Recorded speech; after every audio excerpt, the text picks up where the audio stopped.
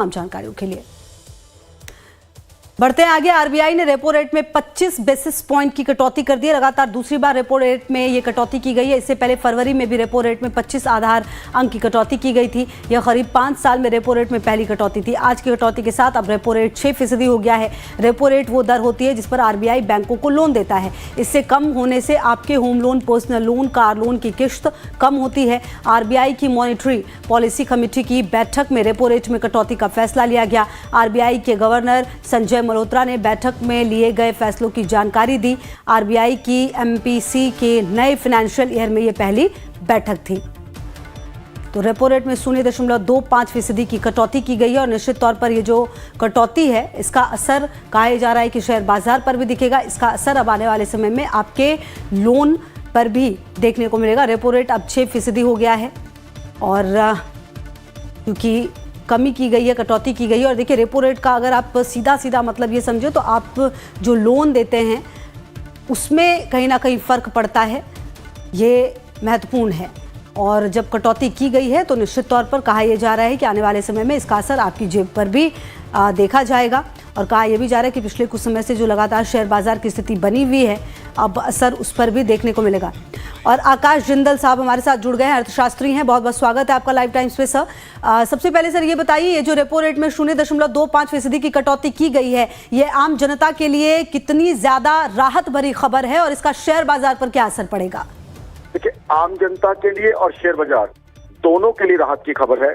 अब RBI monetary policy committee के पास opportunity थी क्योंकि इन्फ्लेशन कम चल रही थी, महंगाई मात्र 3.61% थी, तो इन्फ्लेशन कम होने के कारण आरबीआई के पास अपॉर्चुनिटी थी रेट कट करने की, उन्होंने इसको यूटिलाइज किया। अब आम आदमी के लिए क्या है, उसकी ईएमआई कम हो जाएगी अगर उसने फ्लोटिंग रेट ऑफ इंटरेस्ट पे हाउसिंग लोन लिया है। दूसरा, आम आदमी के लिए नई गाड़ी लेना, नई बाइक लेना, नया घर लेना बहुत सुगम हो जाएगा क्योंकि रेट ऑफ इंटरेस्ट अब कम होने की संभावना है। तो अब आम आदमी जो है बहुत ज्यादा कार्स की बाइंग ज्यादा बढ़ जाएगी, टू व्हीलर की बाइंग बढ़ जाएगी, फ्लैट्स की बाइंग बढ़ जाएगी। आजकल तो हम जानते हैं हर चीज, इवन राशन की बाइंग, मोबाइल की बाइंग भी ईएमआई पे होती है, लोन्स पे होती है। तो अब कंजम्पशन बहुत बढ़ जाएगी। तो एक तो इकोनॉमी को फायदा है क्योंकि कंजम्पशन बढ़ जाएगी, बाइंग बढ़ेगी तो इकोनॉमी और स्टॉक मार्केट को फायदा है। आम आदमी को ये फायदा है कि उसके लिए चीजें सस्ती हो जाएंगी क्योंकि रेट ऑफ इंटरेस्ट कम हो जाएगा तो उसकी किश्त कम हो जाएगी। तो आम आदमी अपनी खुशियां, जो व्यक्ति वेट कर रहे थे परिवार की, हमने नई गाड़ी लेनी है, नया फ्लैट बुक करना है, कोई यंगस्टर इस चीज की वेट कर रहा था कि उसने 1 लाख वाला मोबाइल लेना है या 80,000 की बाइक लेनी है, उनके सपने अब पूरे हो जाएंगे। तो ये आम आदमी के लिए भी रिलीफ है, साथ ही साथ इकोनॉमी के लिए अच्छा साइन है, स्टॉक मार्केट के लिए भी अच्छा साइन है और ओवरऑल एक बहुत बढ़िया, बहुत वेल डिजर्व्ड रिलीफ है। क्योंकि एक वक्त हुआ था जब रशिया यूक्रेन वॉर के समय रेट ऑफ इंटरेस्ट लगातार बढ़ते रहे थे, तो ये एक रिलीफ, बहुत बढ़िया रिलीफ है। और जिन लोगों ने ऑलरेडी हाउसिंग लोन लिए हुए हैं फ्लोटिंग रेट ऑफ इंटरेस्ट पे, उनके लिए भी ये है कि उनकी किस्त कम हो जाएगी।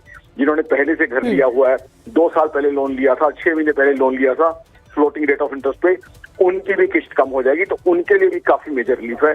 तो overall I think it's a very good decision. RBI MPC में आरबीआई और सेंट्रल गवर्नमेंट दोनों के रिप्रेजेंटेटिव होते हैं। तो उससे मेरे हिसाब से, मेरी ऑर्गेनाइजेशन आकाशजिंदल.in का मानना है, बहुत ही अच्छा, बहुत ही वेल बैलेंस डिसीजन। और आजकल जो टैरिफ्स की मार चल रही है जिससे इकोनॉमी के थोड़ा स्लो डाउन होने की उम्मीद थी, उसको देखते हुए एक अच्छा, बढ़िया, बैलेंस्ड और मैच्योर डिसीजन है। मैं इस डिसीजन को पूरी तरह से अप्रिशिएट करता हूँ। मेरी ऑर्गेनाइजेशन आकाशजिंदल.in का मानना है कि ये अच्छा, टाइमली और लॉजिकल डिसीजन है।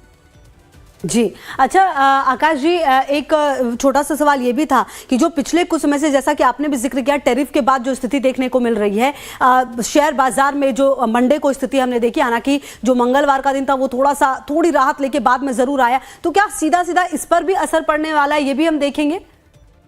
जी हाँ, शेयर मार्केट पे इसका अच्छा असर पड़ेगा। कारण क्या है कि अब जो है, जब बाइंग और कंजम्पशन बढ़ेगी तो जाहिर सी बात है सामान ज्यादा बिकेगा, जीडीपी ग्रोथ बढ़ेगी, जीएसटी कलेक्शन बढ़ेगी, इनकम टैक्स कलेक्शन बढ़ेगा, इकोनॉमी में ग्रोथ आएगा। इकोनॉमी में ग्रोथ आता है तो जाहिर सी बात है उसका रिफ्लेक्शन मार्केट के ऊपर आता है। अब इकोनॉमी के अंदर तेजी आ जाएगी क्योंकि जब आप देखिए, सिंपल सी बात है, एक नया मोटरसाइकिल बिकता है तो 8,000 लोगों को डायरेक्टली और इनडायरेक्टली एम्प्लॉयमेंट मिलता है। कोई उसका लाइट सप्लाई करता है, कोई उसका सीट कवर सप्लाई करता है, कोई उसके लिए जो है पहिए सप्लाई करता है, उसके बाद हम there is a dealer who sells it, there is a banker who finances it, there is a insurance company who insures it, उसके बाद एसेसरीज लगती हैं, तो बहुत लोगों को उससे रोजगार मिलता है। तो अब इससे क्या होगा, इकोनॉमी में स्ट्रेंथ आ जाएगी।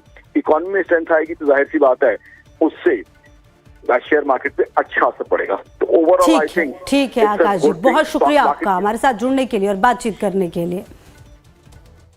आगे बढ़ते हैं, बात उत्तर प्रदेश के फतेहपुर की, जहां पर तिहरे हत्याकांड में आरोपियों के साथ पुलिस की मुठभेड़ हुई है। मुठभेड़ में पुलिस की गोली लगने से 2 आरोपी घायल हो गए हैं। पुलिस ने दोनों आरोपियों को गिरफ्तार किया है। सोमवार को सरेआम तिहरे हत्याकांड के 2 आरोपियों को